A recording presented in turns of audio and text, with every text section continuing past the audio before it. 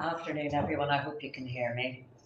Now, to look at whether there is a classical influence on modern Northern Irish literature is perhaps far too broad a project for a 35 to 40-minute talk on a Tuesday lunchtime. Of course, there is plenty of evidence for it. It runs through our literature as a whole like letters through a stick of rock and in a wide range of genres.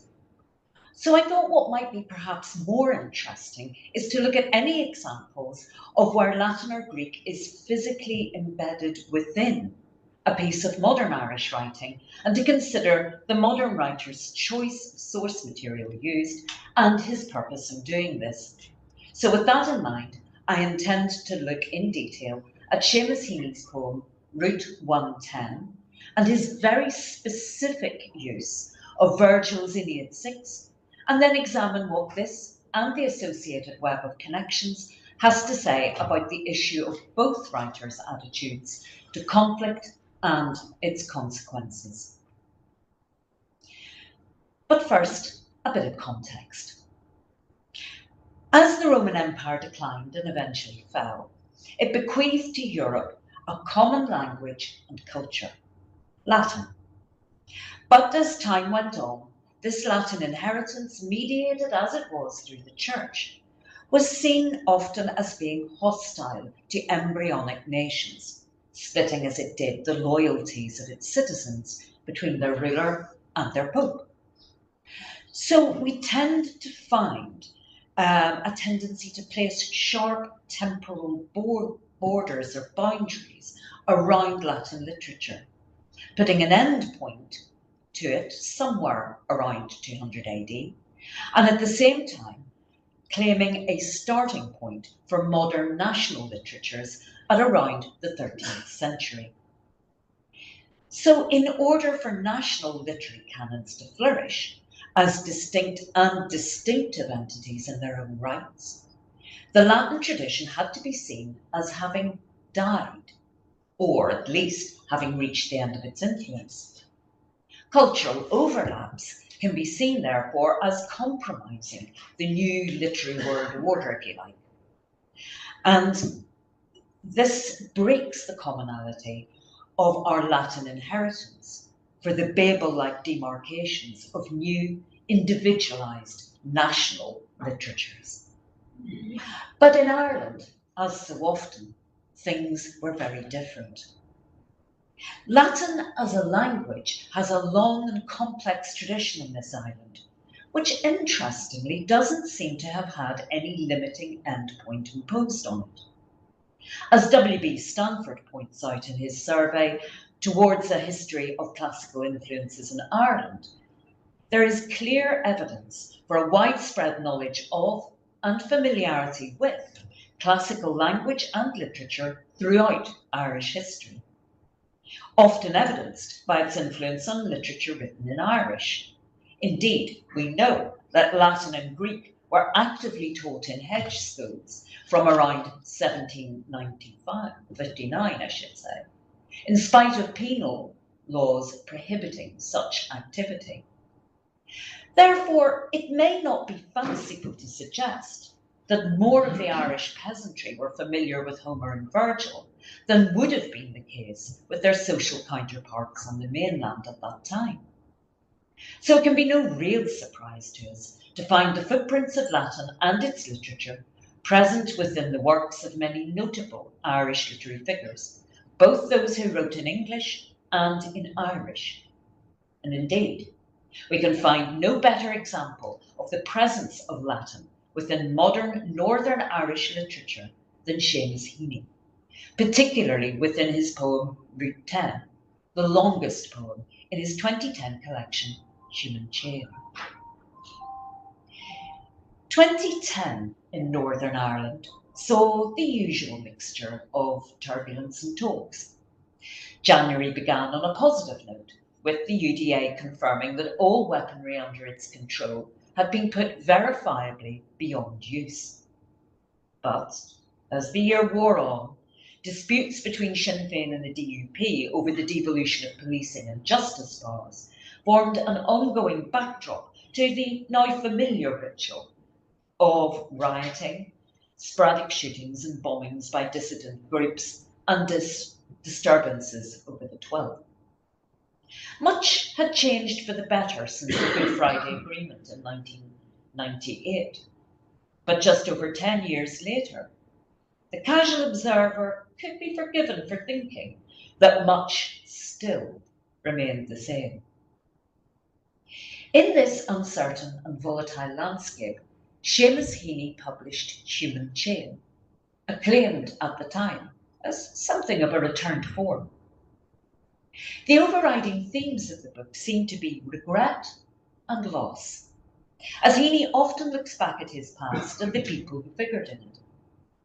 But if there is a presiding spirit which really haunts this book, it is Book 6 of Virgil's Aeneid, the book in which Virgil's hero, the Trojan warrior Aeneid, travels to the underworld to visit the ghost of his dead father Anchises, in order to gain guidance not just for the rest of his journey to his new, as yet unknown home, but for the mission which lay ahead, ordained by the gods, to find a second Troy, even greater than the first, which would be the mistress of the most powerful empire the world had ever seen. In Stepping Stones, his book of interviews with the poet and critic Dennis O'Driscoll, Heaney says, "There is one Virgilian journey that has indeed been a constant presence, and that is Aeneas's venture into the underworld. The motifs in Book 6 have been in my head for years. The Golden Bough, Charon's barge, the quest to meet the shade of his father." Now, Human Chain is indeed a book of shadows and memories, of things whispered and hinted at, of journeys into the underworld, elegies and translations, of echoes and silences. And the most ambitious poem in the whole book is an ingenious replaying of Aeneid 6, starting with a description of finding and buying a second-hand copy of the book in Smithfield Market in Belfast, and taking it home along Route 10 across the province, from Cookstown to Bayatoon and Mackerfeld. Slowly the poem moves into the underworld of Heaney's past, where he revisits, amongst others, Louis O'Neill, a family friend murdered in the Troubles, and wanders through a world of shady memories and ghosts before re-emerging into the light of the present in the last section, with a final stanza about the birth of his first grandchild. In his essay on James Joyce's Ulysses, Order and Myth, T.S. Eliot coined the phrase mythic method to explain how he saw Joyce's use of Homer's Odyssey in the novel as a way of manipulating the continuous parallel between contemporaneity and antiquity. Now, what I think he means by this is that the Odyssey provides Joyce with a way of ordering and giving shape to what Eliot calls the immense panorama of futility and anarchy, which is contemporary history. And not much has changed since 1923, I'm afraid. In other words, by using our shared classical inheritance, a poet can bring structure and meaning to his own work, and perhaps also use it to shed light on the concerns of the present. So, by paying careful attention to ancient texts, the patterning and meaning of words from the past, and the embedding of them within a contemporary context, a modern poet can say much more, and at many, many more levels, about the world in which he finds himself now.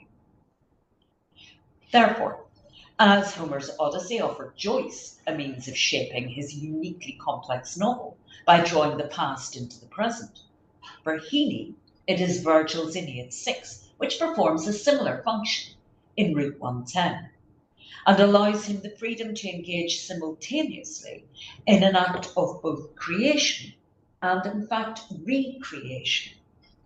We might almost say that this use of Book 6 as both model and stimulus also allows for two Heaneys, One, the new Virgil, leading the reader through a complex emotional and political journey, and the other, a modern Aeneid, whose journey through the darker places of his past will inevitably shape his future.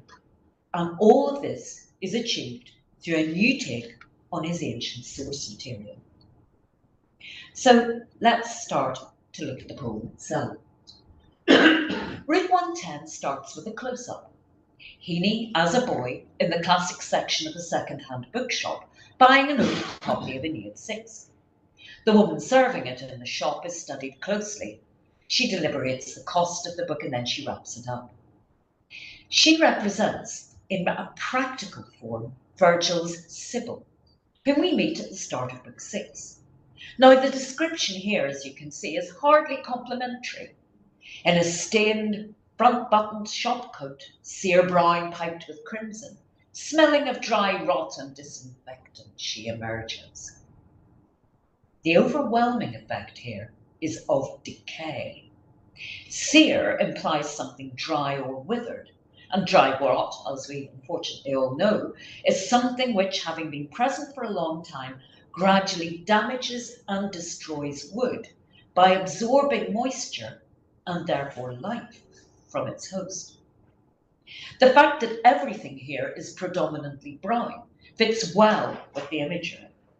It's worth remembering at this point that the Sibyl of Cumae, the same Sibyl who features in book 6, was usually depicted as a withered old crone who aged, but alas, could never die, living in a cave, writing on the dried leaves at the entrance. Her prophecies were the result of possession or inspiration, depending on which way you looked at it, by Apollo, the god of poetry and prophecy, which seemed to absorb her very essence, leaving behind just the mere dry husk of the Sibyl. Heaney also seems to absorb the shop assistant's breath along with the volume of poetry, almost as if she were a double source of inspiration. By extending the book of the ancient poem to him, she inducts Heaney into its mysteries and its hero, just like the Sibyl introduces Aeneas to the underworld, with its links to his past, as well as his and Rome's future. In other words, as a bookseller, she is both the preserver of the old books themselves in the shop, as well as being the purveyor of the knowledge they contain. Through the exchange of money and book, Heaney becomes both participant in and preserver of Virgil's poem. And it's perhaps worth noting here that Heaney doesn't buy an English translation of the Aeneid, but he buys the Latin text itself, thus emphasizing that he doesn't need a mediator to understand it. He can go straight to the source. Heaney's field of vision expands in section 2. He moves outside the anonymous bookshop into a bustling Smithfield on a Saturday afternoon. Here, Virgil is actually named for the first time, so the scene changes rapidly and will continue to do so throughout the 12 sections of Route 110. Virgil, as book and poet, is still with us as a very conscious presence. I hurried on, shortcutting to the buses, parrying the crush with my bagged Virgil. There's a sense in these lines that Heaney is almost warding off the people heading like him for the bus home with his precious purchase, as if it were some kind of magic charm to repel danger and to transport its bearers safely elsewhere, much in the way that the golden boy ensures Aeneas' safe passage to and through the underworld.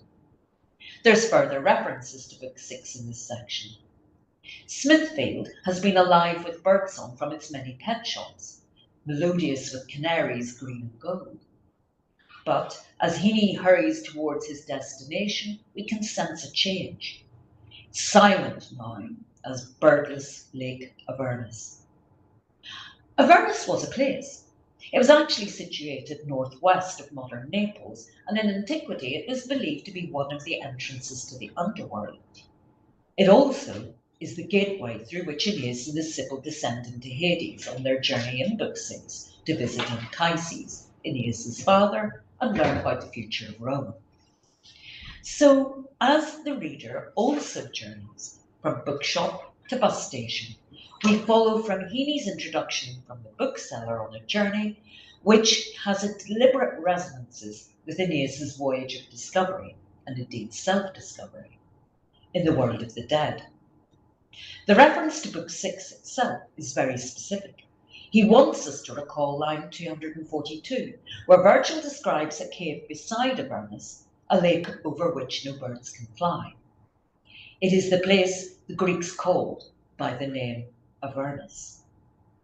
Now, Avernus is derived actually from two Greek words, a meaning without, and ornis, birds. So Virgil is making an etymological point here, and this is actually replicated by Heaney, who deftly turns Smithfield, filled with birdsong, into a soundless, birdless Avernus, and so transports us straight to a specific moment in Book 6, when Aeneas and his companion prepare to enter an unknown world of ghosts and darkness. In the process, as bodies become insubstantial and life's transience is replaced by the vast eternity of Hades, the birdsong too fades into silence. In Heaney's version, a series of inanimate objects, school bags, maps, prints, plaques, artificial flowers, all remnants of lives once lived, bring us to this section's climax. Then racks of suits and overcoats that swayed when one was tugged from its overcrowded frame, like their owner's shades, close packed onto Charon's barge. The clothes in display here are now without owners, and therefore bodiless and empty, like Virgil's description of the occupants of the underworld, because in both cases, nothing physical remains of their living, embodied pasts. Just the intangibility of the ghosts of the lives they once lived and the identities that they once held. Heaney also takes us right to where these ghosts are located, crowding onto Charon's barge as he ferries them to their ultimate destination in Hades, or, in Heaney's case, the 110 bus to Cookstown via Toowoomba Belt, tellingly moving from east to west, towards the setting sun and the end of light. In Heaney's vision, the bus inspector plays the role of Charon, sorting out his passengers for their various destinations, hell, Elysium, rebirth, while comparing the passengers to agitated rooks around a rookery, thus linking and amplifying his version to Aeneas' source. Charon's passengers in Book 6 are simply described as many birds who flock together. Rooks have usually been considered to be unlucky birds, connected to death, who also live in flocks.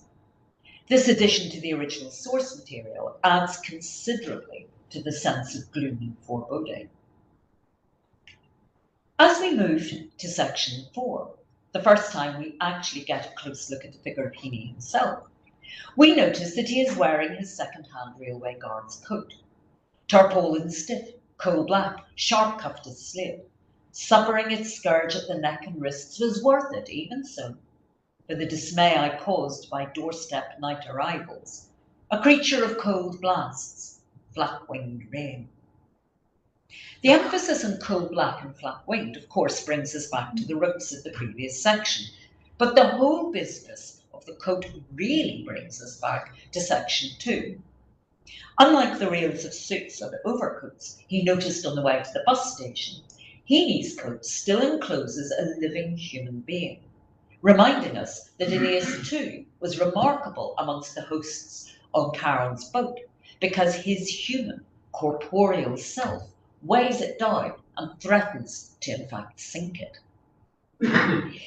Heaney's world of the dead, though, will soon become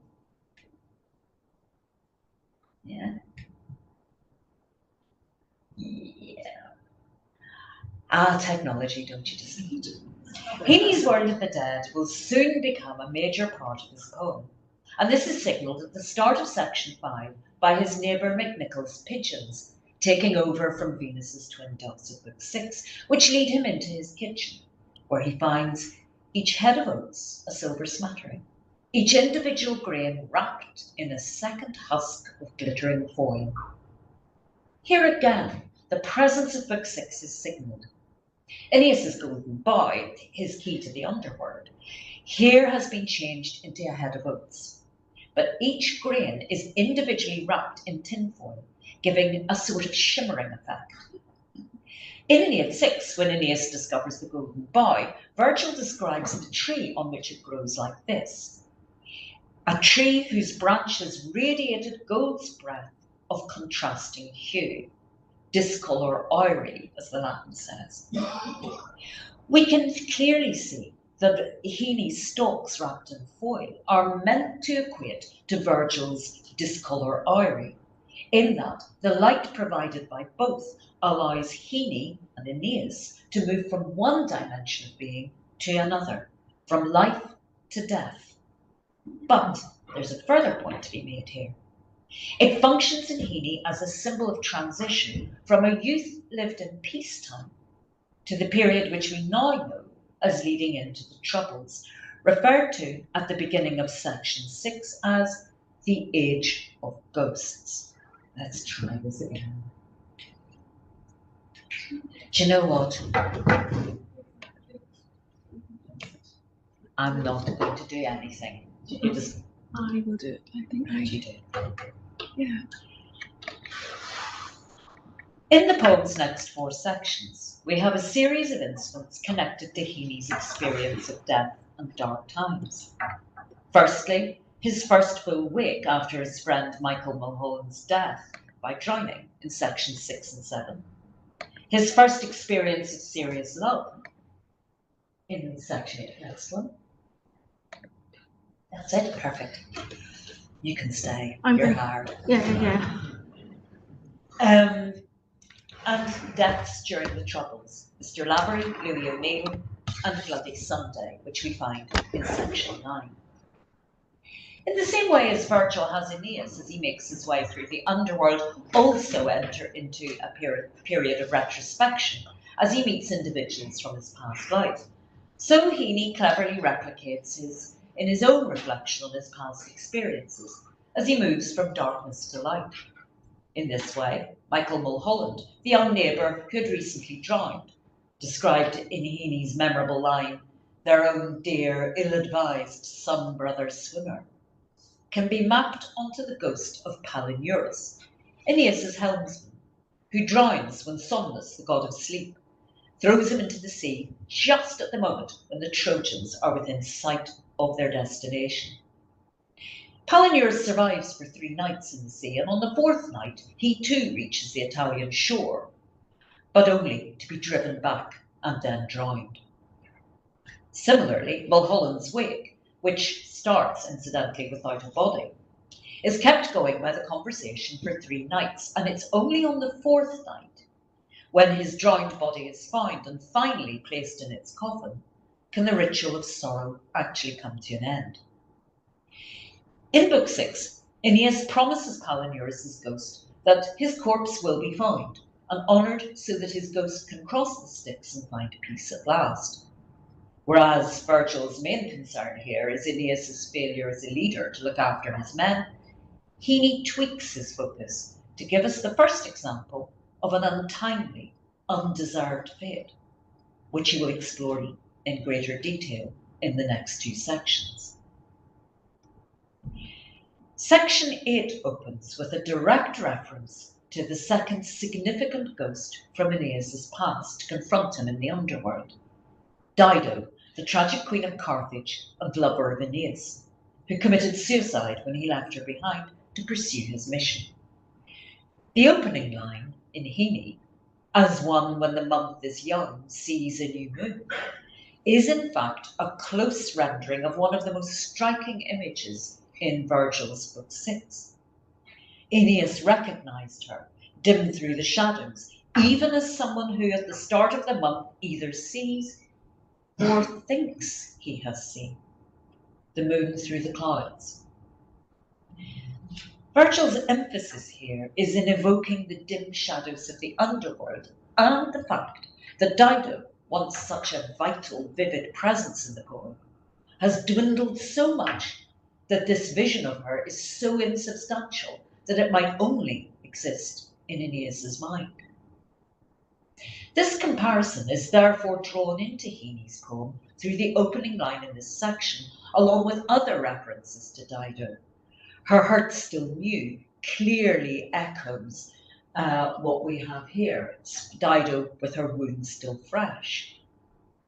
Even Heaney's backward glance towards the girl's house as he unlocks his car and makes to leave echoes Aeneas's final glance back at Carthage as he sails away, wondering at the fires which illuminate the skyline. The implication here seems to be that the girl he leaves behind, or at least his love for her, like Dido, will not survive his departure. Another young life, if you like, which ends before its time, hurt, rejected, undeserving. We now turn to section 9 and to the realistic examples of the pointless deaths caused by the Troubles in this most striking of stanzas.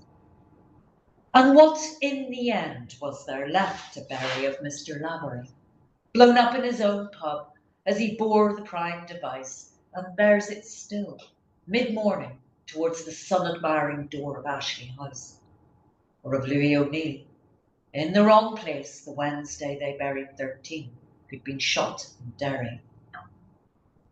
These victims of war are directly linked to the final ghost fed by Aeneas in Book 6, Deiphobus, the son of Priam who married Helen after Paris's death, only to be butchered by a vengeful Menelaus and his Greeks. Whereas Aeneas didn't recognise Dido because she is barely visible, he now fails to recognise Deiphobus because he has been mutilated beyond easy recognition, even by someone who knows him very well.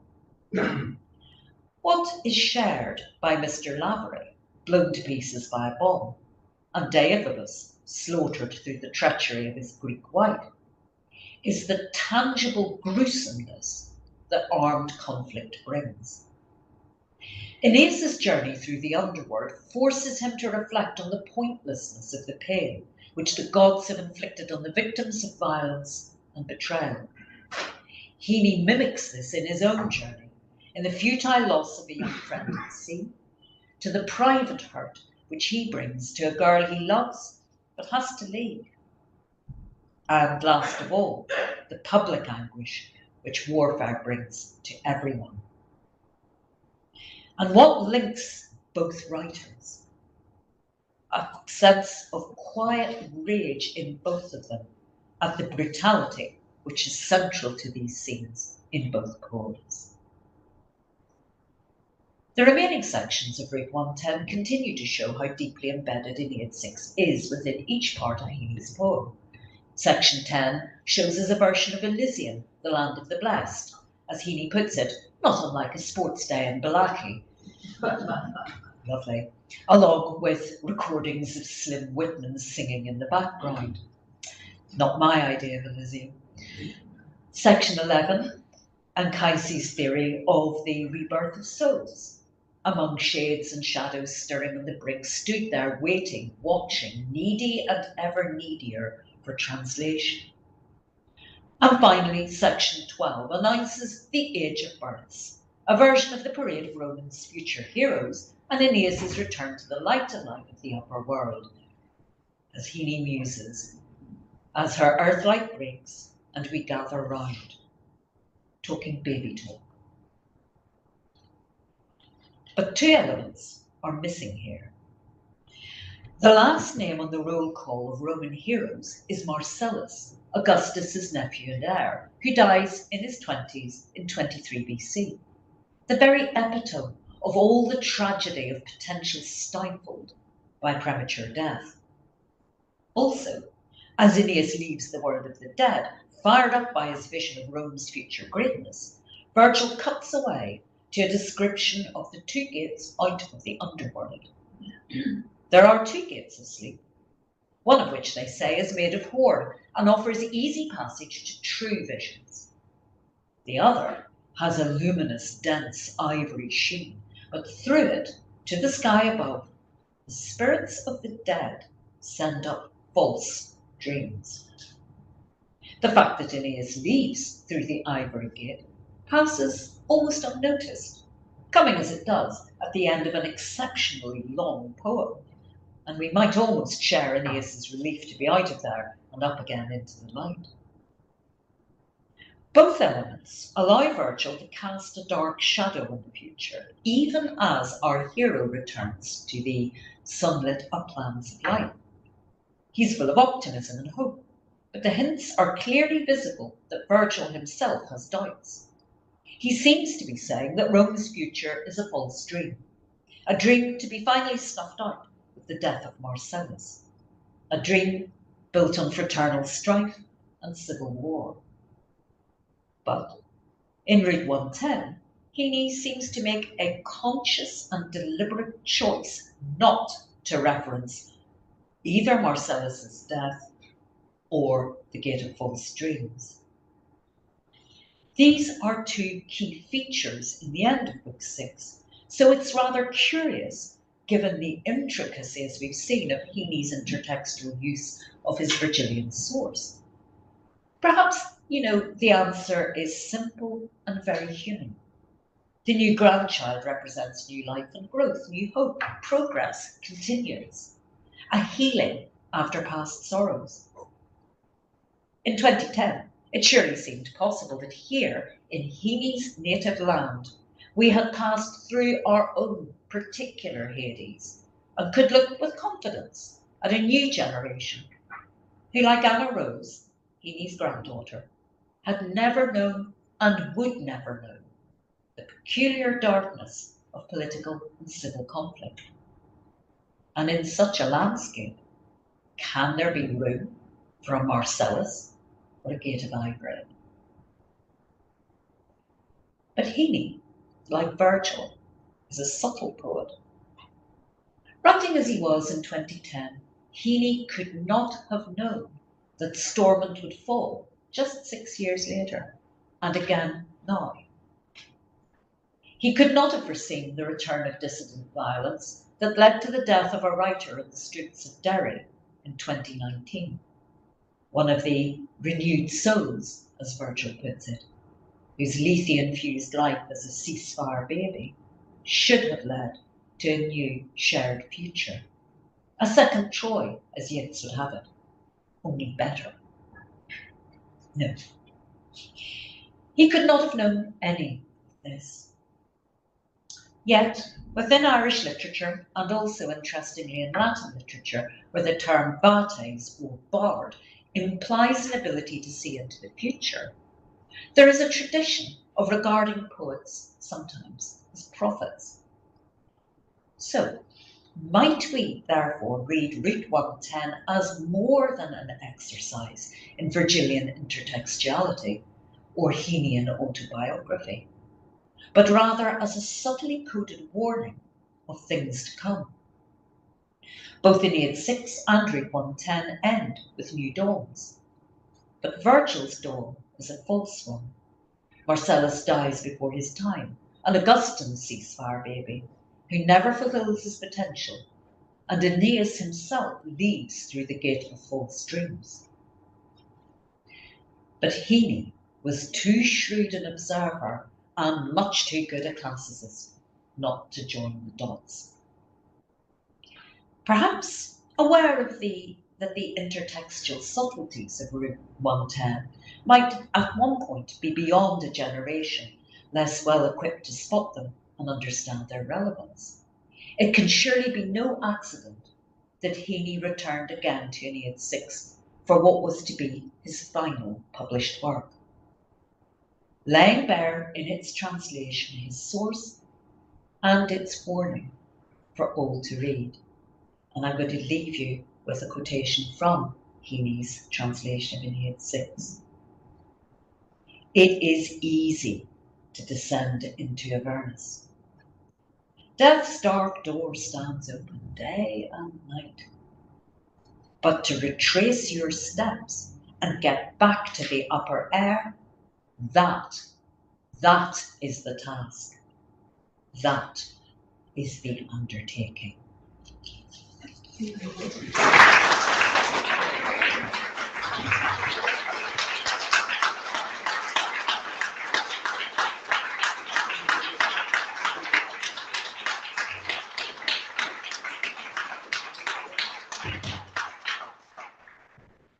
you very much for a fantastic talk, and I have to say Lynn is very happy to take some questions if anyone has any Happy is maybe an exaggeration, but yes, especially if there's any Heaney experts out there. But happy to take any questions. If anybody's any comments or questions or. I might ask something. Okay. So I know that you were focusing on Heaney today, and on that particular poem, but it does seem that in Irish poetry, a lot of poets turn to the classics and the classic writers, and I just wondered if you had any thoughts about that and why that might be a kind of something that they keep going back to. It's something actually, I'm glad you asked that, because it's actually something which I'm working on at the minute anyway, but it really does run through Irish literature in a much more remarkable way even than English literature, because if I gave you a roll call of poets past and present who have this classical influence, you've got Louis MacNeice. I've got to mention Michael Longley being an old boy of Inst, got to get that in there. Derek Mahon, Yeats, Frank McGuinness, whose play Carthaginians leans heavily on Aeneid 4, in fact. Tom Paulin in his poem The Riot Act. Patrick Deneen, who manages to equate Virgil with nationalism, which is really an interesting read. And even going right back to the 11th and 12th centuries, we find adaptations and even translations. I think there are more adaptations and translations of the Aeneid into Irish, with the Togol Troy in the 11th century, which particularly focuses on the destruction of Troy in Aeneid 2, and the Intheacta Aeneasa, which is the 12th century version of the Aeneid, which is super interesting for tragic people like me, because instead of it being a man being the hero, what the Irish writer does is take the female characters and put them in the foreground. And that is a particularly unique point of view. So not only in Irish literature do we pay our respects to our classical heritage, we take it and we make something new out of it. And I think that is just fabulous. And I think the reason for it is that it is ingrained within our souls. We tend to think of literatures as either strongly Celtic or strongly British. And that's, I think we're missing a trick here, because actually our inheritance comes from Greece and Rome. Think about the plays Heaney wrote, the Burial at Thebes and things like that. He went straight to Sophocles and could go straight to Sophocles. Why? Because he was taught Latin and Greek at school. Now, you would expect me to go, yay, given my job. But nevertheless, this is something really important in Irish literature. We go to the fountainhead, we go to the source, and we make it new. We make it different in a way that is unique to us from the 11th century, and we keep on trucking. I think that is true. Even recently, I know that there are going to be Irish versions of Medea, for example, being worked on at the moment. Now that I want to see, because if ever there was a play, if ever there was an ancient text that really, really should be Irishized, it really should be that. That's Sounds very exciting, actually. It is. You just there you are. Well, what's going to happen in the future when few people learn Latin and Greek? That is not going to happen because people like me are here to see them. And also because a little bit, I know it's hard to believe, but I've been a teacher for a long time. Look at me, who could think? But it's in the same way as my teachers handed me their most precious thing, which was the love for this subject. And I owe everything to them. I can see one at the back. And I owe them everything. It's my responsibility to hand that torch, not just to the people I teach, many of whom have gone on to read classics in some form or another at university and have gone into teaching themselves, but to other younger teachers, to tell them that in whatever way we do it, we keep it alive. At the moment, I'm actually working with a friend of mine who teaches in a secondary school in Crossgar. Now, nobody there learns Latin or Greek, but they love Greek myths. And so we're going to get at it through drama. And I've already said to some of the children, I bet you could do Latin. That's how it goes. And they go, no, we can't. And if you show it to them and you introduce it by whatever means it is, whether it's Marvel superheroes, whether it's drama, whether it's Percy Jackson, whether it is somebody who simply likes, like me, the mechanics of the language and stuff, it doesn't matter. So while I am here, I know there's a generation of teachers coming after me. And if there's not, I'm coming back, a bit like Dido, to haunt them from beyond the grave.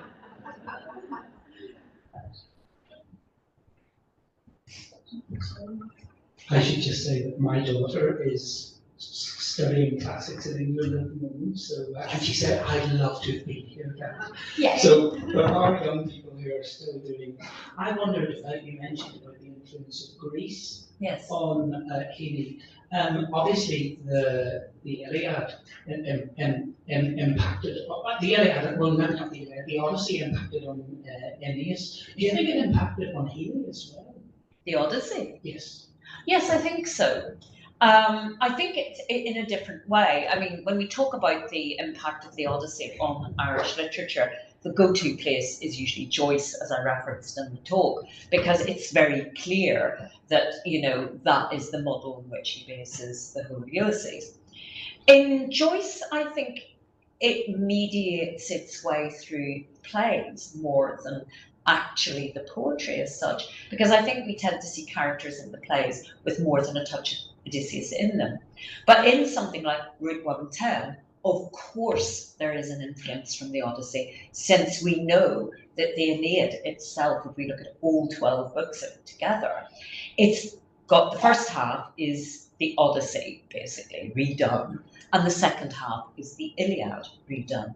So they say there's nothing new under the sun, there really isn't. But I think because he is doing his own little Odyssey here, he actually is much more influenced, I think, by the Odyssey than the Iliad.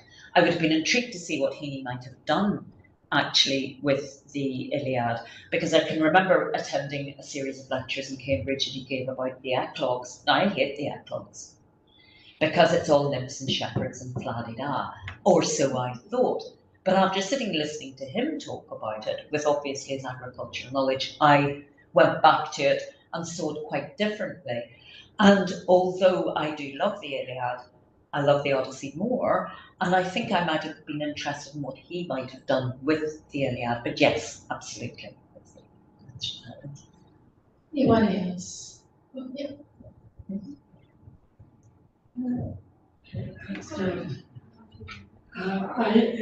James often in his interviews pointed out that he happens to be Greek, Yes. but he obviously had enough interest to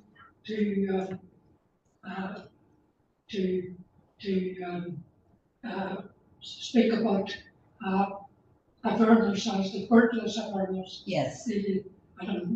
I'm very pleased to talk about the etymology of Avernus. Thank you. The Virgil's Avernus.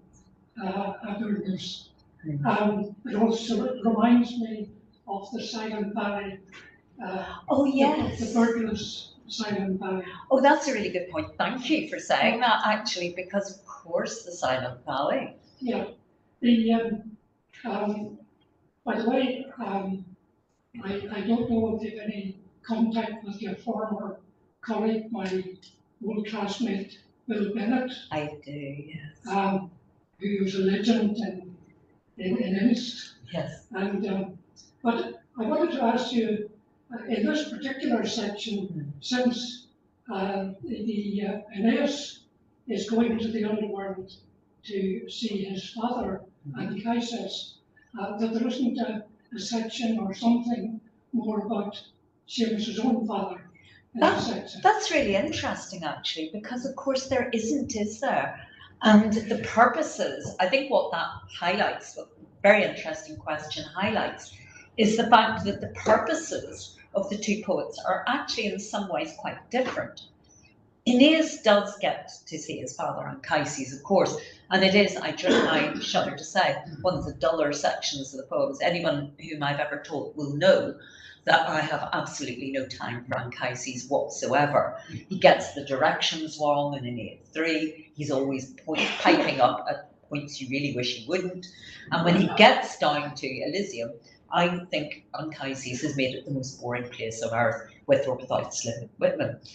But I think his purpose, Aeneas' purpose is obviously to visit his father to get information. But I think why Heaney made the choice he made, and this is just my opinion and my view, is because although Aeneas goes to see his daddy, that's really not why he's there. He's really there to get the information about the future of Rome and all that other stuff. So I think he possibly felt that he could unclutter the poem by not referencing his own father. And uncluttering is probably an unfortunate turn of phrase, but I hope you know what I mean. By focusing on what he picked out of Aeneid 6, which was, to me, regret and loss. And there may well have been things he regretted about his father and feelings of loss that he had, but he was looking at it through a very particular lens, so that's why I don't think he did reference him. But it is a really interesting question. I'm going to go away and think about that over a gin and tonic. Any more questions?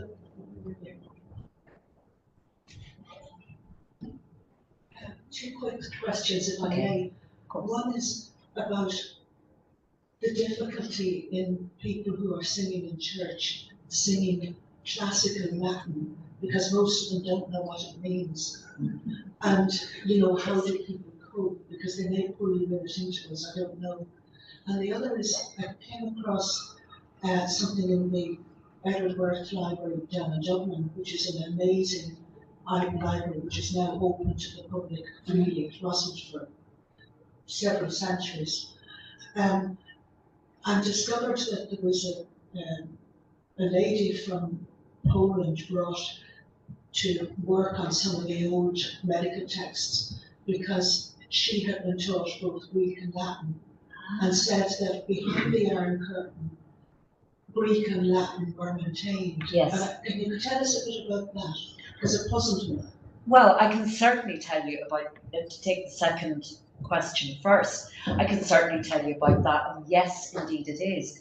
I had a colleague on the mainland who came from Romania, and her Latin and Greek was exceptional, absolutely exceptional. And she was horrified when she came here. She married an Englishman. She was horrified when she came here to see that it wasn't maintained in the same way. And I think, I'm not quite sure why that is. Perhaps it's something as simple that they see a value in it beyond what we do. And I think culturally, and I'm going to go out on a limb here, so sorry everybody. Culturally, I think we often are guilty of throwing the baby out with the bathwater. If something is perceived as difficult or posh or not for our kind of people, we tend to just abandon it. Now, I come from West Belfast, from the Donegal Road to be absolutely precise. So it was a great astonishment to both my parents, who left school at 12, that I actually took to Latin. I was lucky I went to Methody and and had this thing, and I just took to it like a duck, hopefully like a duck to water, but I loved it, absolutely. And they always looked at me in amazement as to why that? Why not something useful like maths? I couldn't count, so that was that. But I think in the behind the Iron Curtain, as it was in more Eastern countries, there is a much wider view of what is useful. And the same would extend actually into China, where I know, because I told her, a girl in Shanghai, who was in Shanghai, she's in Oxford now, who was an absolutely phenomenal student, who'd read most of ancient Greek philosophy in Greek, who was able to argue the toss about the niceties of Latin and didn't think it was in any way weird or odd. So it is, I think, a cultural thing. I think we tend, as I say, just to go for what's easy rather than for what's rich. And that's something that does actually need to change. The first thing that you asked me was about, if you could remind me. Church singing. Church singing. There often is, I know from our own choir, there often is an English translation just underneath, so that makes my job a lot easier. But I also remember very clearly. Translations are not always. No, they're not at all. They lack a lot of them. Oh yes, that is true. They're better than nothing, as people often say about translations, because at least it gives them the sense of what they're singing. But if there is a choir, and there sometimes are choirs, who want to know a bit more about the intricacies of it, I'm more than happy to help. But I can't help but remember Dr. Mulryne, who was my first Latin teacher, used to absolutely roll his eyes every time we sang anything in Latin, whether it was the school song or anything else where it had a C in it, because Mr. McKay would insist on a soft C, whereas he would roar, "No, it's a hard C, conquer Thomas, not concert Thomas." And that is the one thing about singing in Latin that has stuck with me all my life, and I still tut quietly when I hear a soft C being sung. That bothers me more than them knowing what it means to be actually grateful. I blame him. Maybe we've got time for one last question, if anyone has a burning question they want to ask. I think all the burning questions have been asked. Oh, thank goodness. Yeah, I just want to thank Lynn for such a brilliant talk, and then a brilliant Q&A. So thank you very much for your interaction with that, and just so interested in the whole area about kind of the richness of that inheritance and acknowledging it and using it. And I suppose one of the ways that we can do it is by supporting the Classical Association in Northern Ireland and the work that they do, and also I suppose we'll be trying to do our bit here by having more talks like this. So please do come along and support the work. And thank you very much, and a special thank you to Lynn Gordon.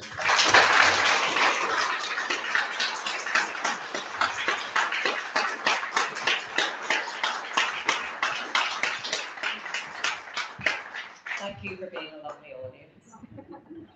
So I'd like to take it over. That's okay. We got over it. We got right. We got right. Sorry, I'm not keeping. I just wanted to pass on greetings from my son being taught in Methodist. Nicholas McVeigh. Oh, how is he? What's he doing? He's a corporate lawyer in London, making a fortune. Always the way, isn't it? But he said if he had been home, he would have come Oh, over I to see would you. have loved Because to. he always talked, and I actually remember having a great chat with you. Do you remember Nick was, very Yes, nervous yes, he at was. the end, and But look how well he did. yeah, Look how well he actually started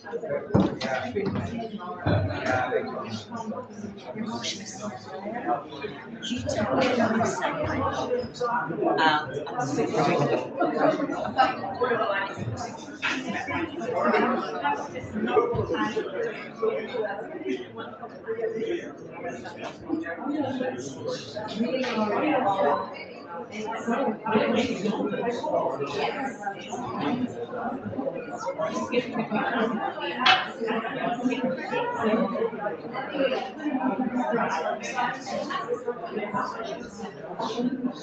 I'm super grateful.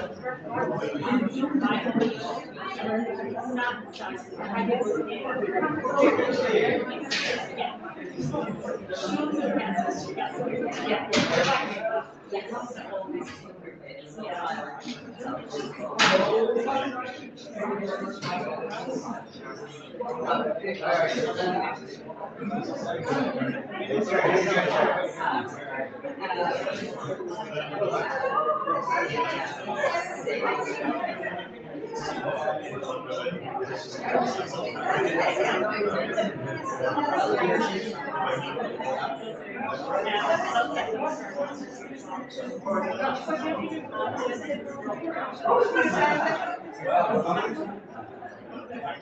good.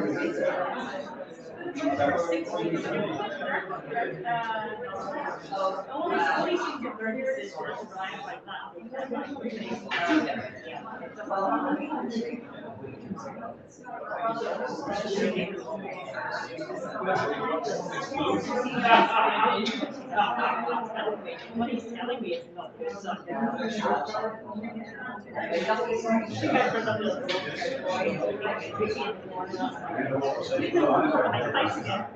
I need to run back to work. Okay, so I shall you were just have a look. I will see you this evening.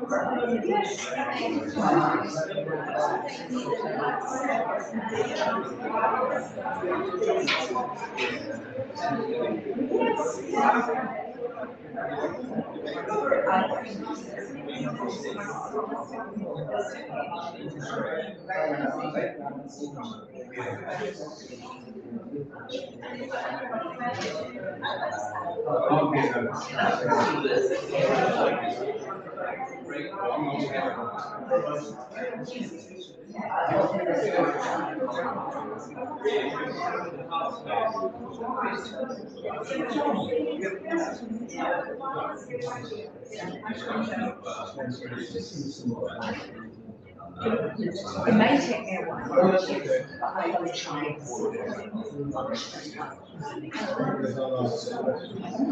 One of the things, isn't it? You know, there's things about them.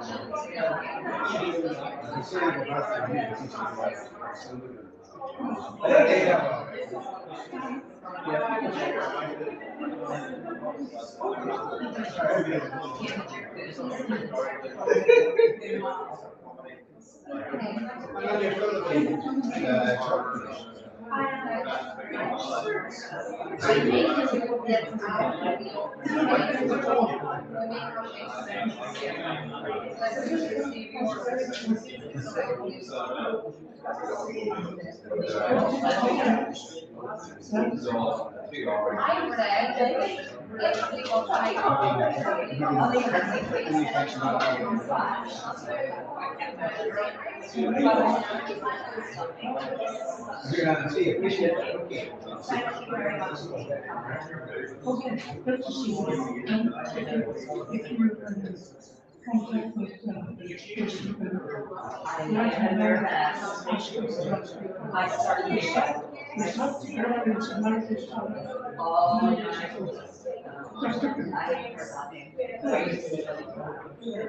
Very briefly, just to say thank you very much. Just over the last year, I did this class very much. I appreciate it. I think it's my daughter. She's been so she had two they were just that same passion of advocates for so you did so who knows where she will end up. If you eventually told it, I'm a printer.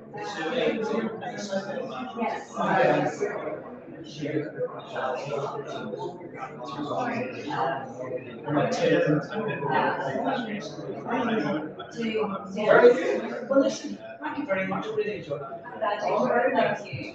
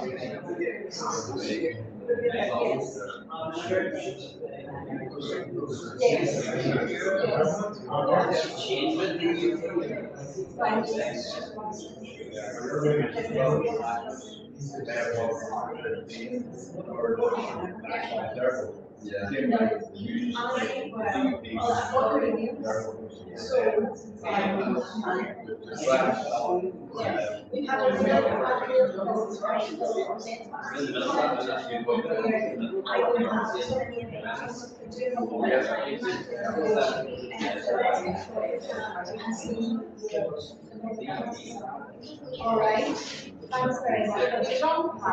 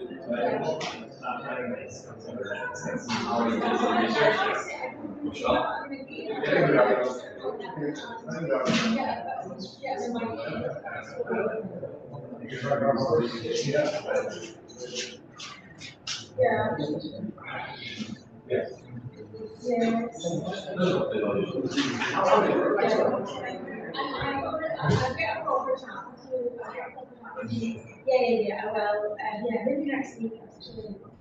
Yeah.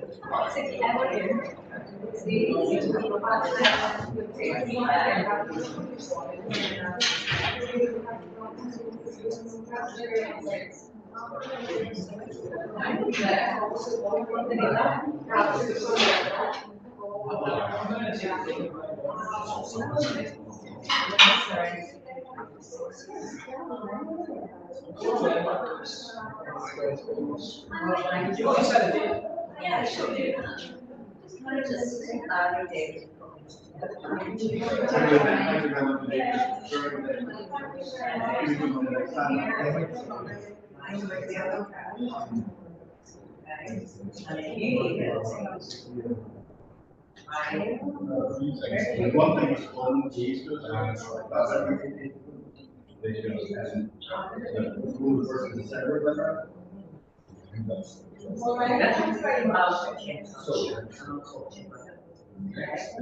It is so good to see you. I'm so wow.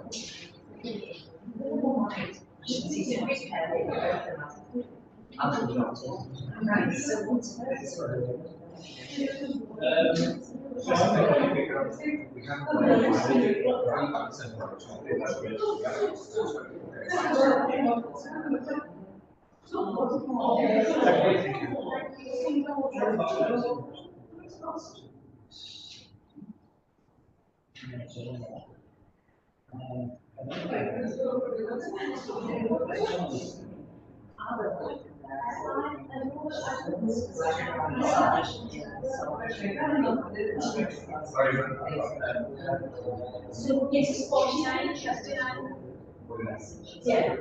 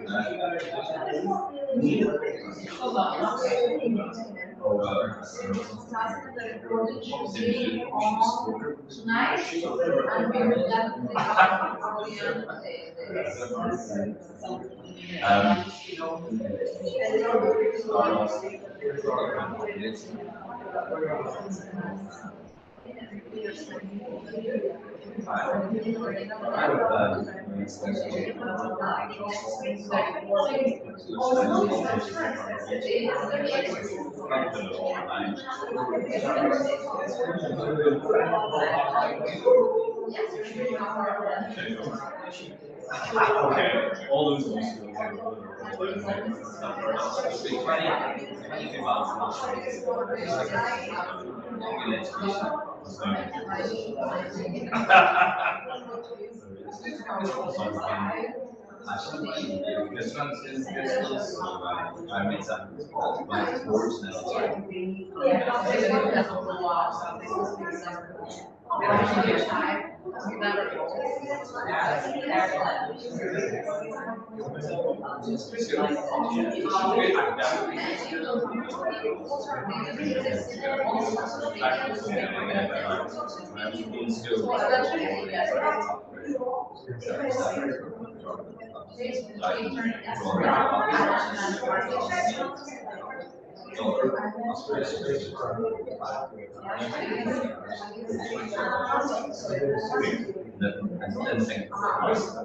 Just all right. Sharp something. Stable version of ice.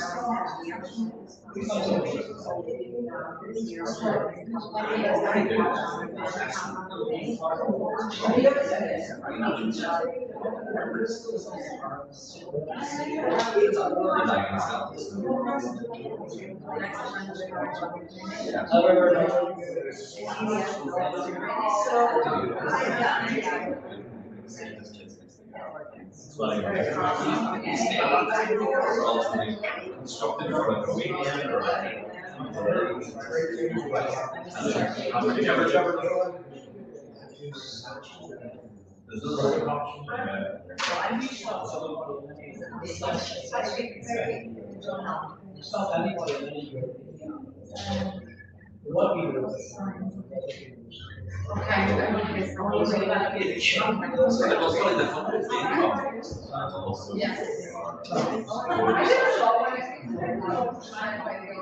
there are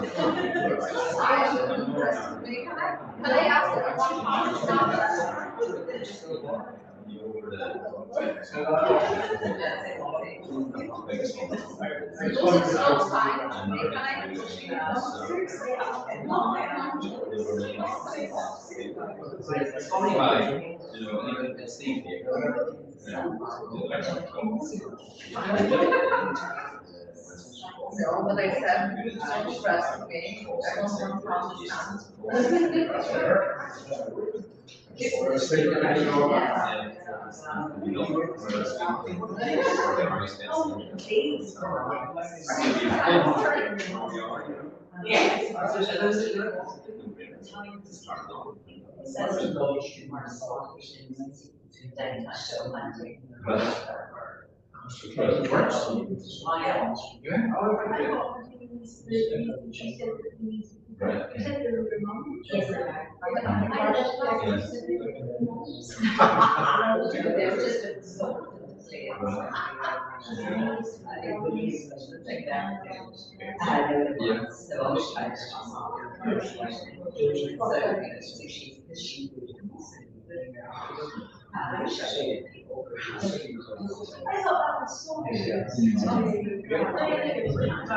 Thank you so much for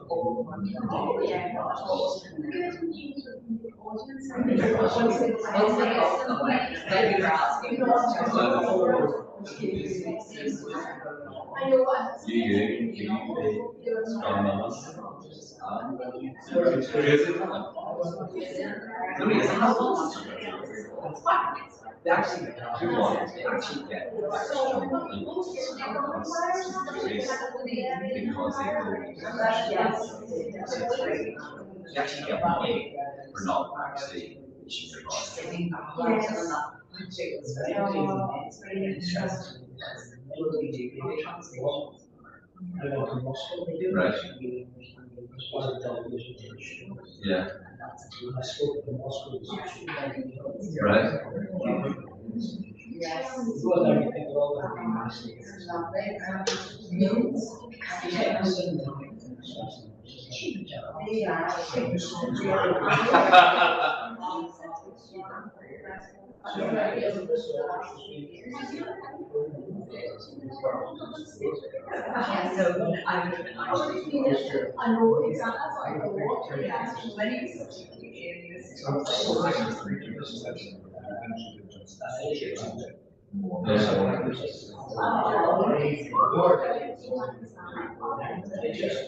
And now,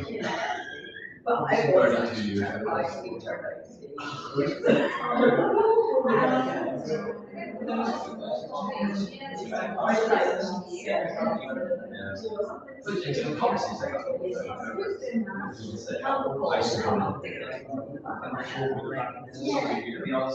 I started I can't say my side of the walls.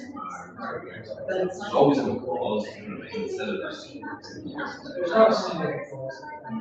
That sounds fantastic. It is actually that all about it. We're being students,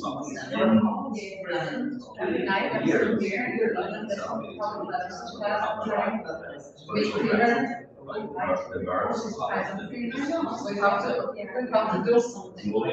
We have to do something.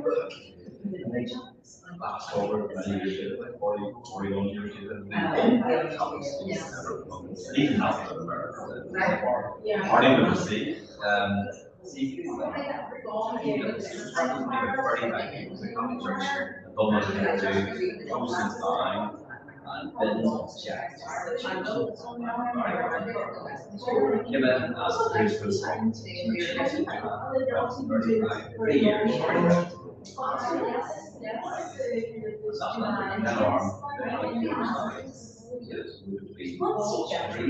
Churches.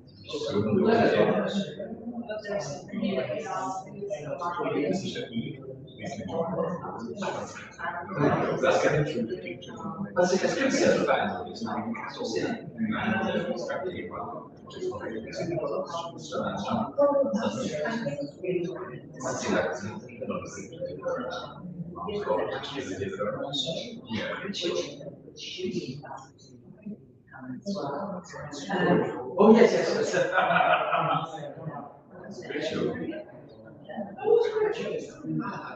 Yes, I'm still video inside the troubles of Well, actually,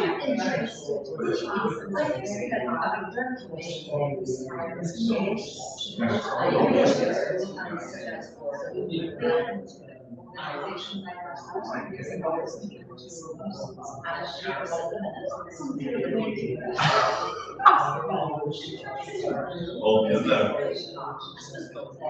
Well, okay. Well, yeah, I'm going to be honest. I'm going to talk to you. It's not. yes, it is, sir.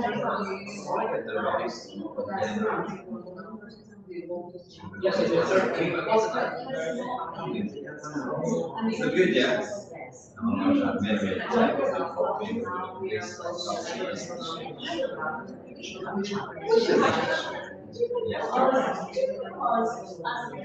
We just opened the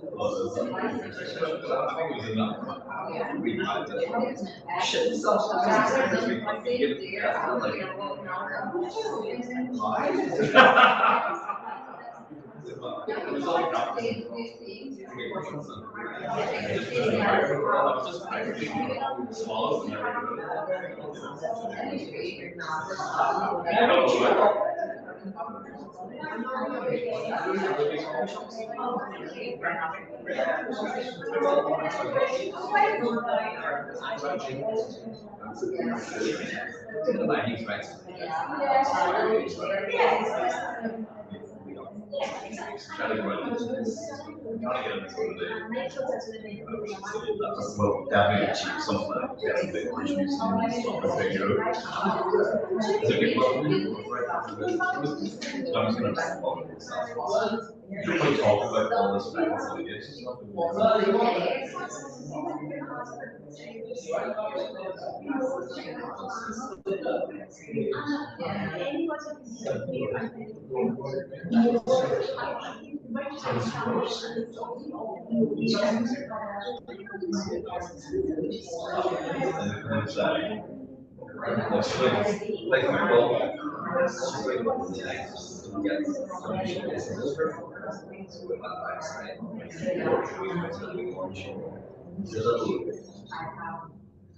Sure. More instead of the description yellow the big top, the big thing. I just think of the goal. Maybe it's the same.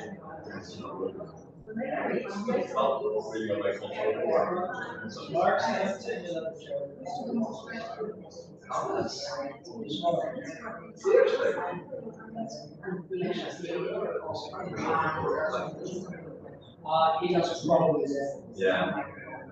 But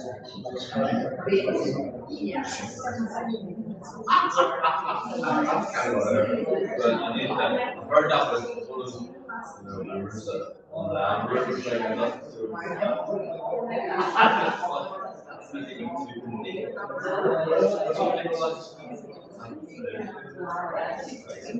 Okay, let's see you next show.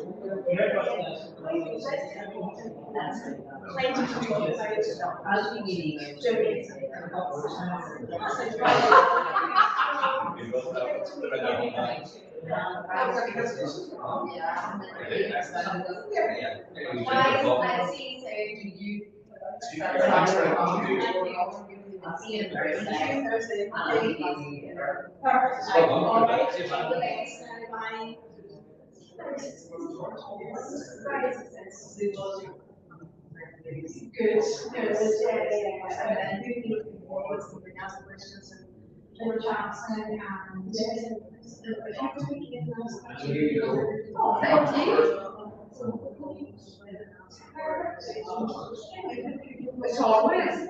Oh, yes. It's very, very fun. Change will be slow. I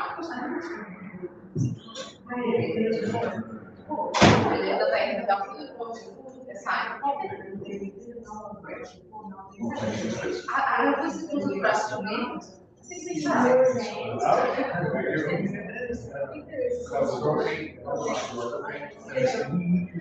Yeah, from the time I met, Aeneid, I was just in the life.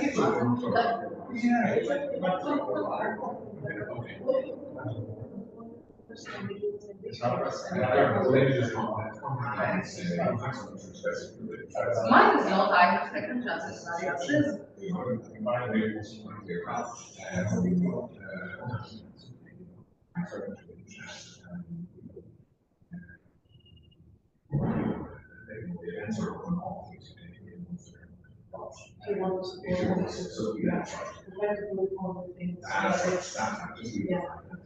Okay. So. Let me know.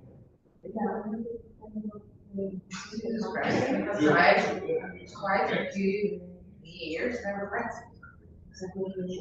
Very young, right? 2005.